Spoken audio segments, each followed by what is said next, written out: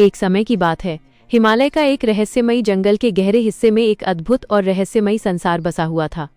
इस जंगल में दो शक्तियां रहती थीं। एक थी रोशनी की दुनिया, जहां सुंदर परियां रहती थीं, और दूसरी थी अंधकार की दुनिया, जहां भयानक प्रेतों का राज था।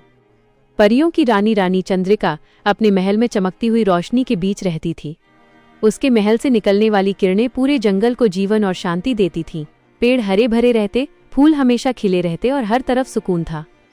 लेकिन जंगल के दूसरे छोर पर एक काली गुफा में रहता था प्रेतों का राजा काल भैरव। उसकी आंखें अंगारों की तरह जलती थीं और उसकी आवाज सुनते ही हर कोई कांप उठता था।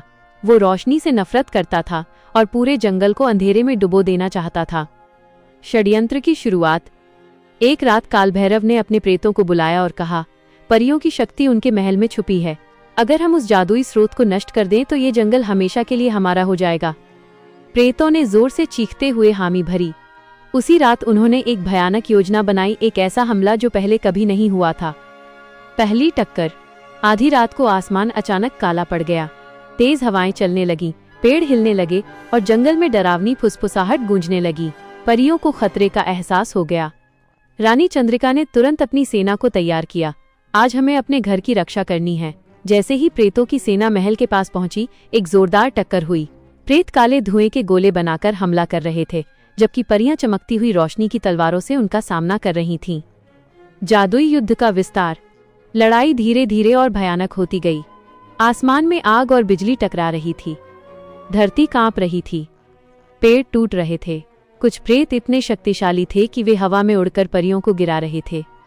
लेकिन परियां भी पीछे हटने वाली नहीं थीं। वे एक साथ मिलकर जादुई कवच बना रही थीं। काल भैरव का प्रवेश। अचानक एक जोरदार धमाका हुआ और काल भैरव खुद मैदान में उतर आया। उसके आते ही अंधेरा और गहरा हो गया। उसने अपनी शक्ति से पूरा आसमान काला कर दिया। अब तुम्हारा अंत तय है, उसने रानी चंद्रिका से कहा। निर्णायक युद्ध। रानी चंद्रिका आगे बढ़ी। उसकी आंखों में डर नहीं बल्कि साहस था। दोनों के बीच भयंकर युद्ध शुरू हुआ। काल भैरव काले तूफान और आग के गोले फेंक रहा था। रानी चंद्रिका रोशनी की किरणों और जादुई शक्ति से उनका जवाब दे रही थी। कभी काल भैरव भारी पड़ता, कभी रानी चंद्रिका। सबसे बड़ा मोड़। जब लगा कि प्रेत जीत जाएंगे, तब रानी चंद्रिका ने अपनी आखिरी शक्ति का इस्तेमाल करने का फैसला किया। उसने अपनी छड़ी आसमान की ओर उठाई और पूरे जंगल की रोशनी को एक जगह इकट्ठा किया। एक विशाल प्रकाश ऊर्जा बनी, इतनी तेज कि आंखें बंद करनी पड़े। अंतिम प्रहार। ये रोशनी अंधकार का अंत करेगी, रानी ने कहा। जैसे ही वो प्रकाश काल भैरव पर पड़ा, उसकी ताकत खत्म होने लगी। वो चिल्लाने लगा, उसकी सेना भागने लगी। कुछ ही पल में पूरा अंधेरा टूट गया। काल भैरव हार गया और धुएं में बदलकर गायब हो गया। शांति की वापसी। धीरे धीरे जंगल में फिर से रोशनी फैल गई। फूल खिल उठे, हवा शांत हो गई और परियां जीत की खुशी में झूम उठीं। रानी चंद्रिका ने कहा, अंधेरा कितना भी ताकतवर क्यों न हो, रोशनी उसे हमेशा हरा देती है। उस दिन के बाद प्रेतों ने कभी भी उस जंगल की ओर देखने की हिम्मत नहीं की। सीख। अच्छाई, एकता और साहस हमेशा बुराई और डर से ज्यादा शक्तिशाली होते हैं।